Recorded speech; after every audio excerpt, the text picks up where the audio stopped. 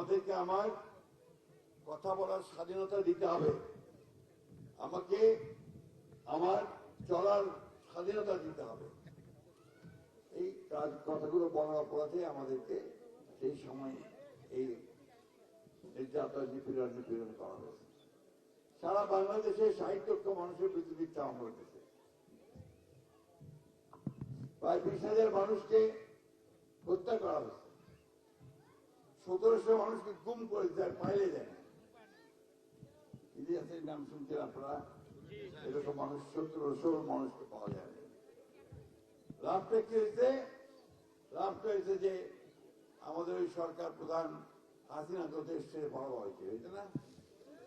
আমরা তখনই বারবার করে বলছিলাম যে আপনি এই অত্যাচার নির্যাতন করবেন না, যদি করেন তাহলে পাড়া ভালো পথ খুঁজে পাবেন।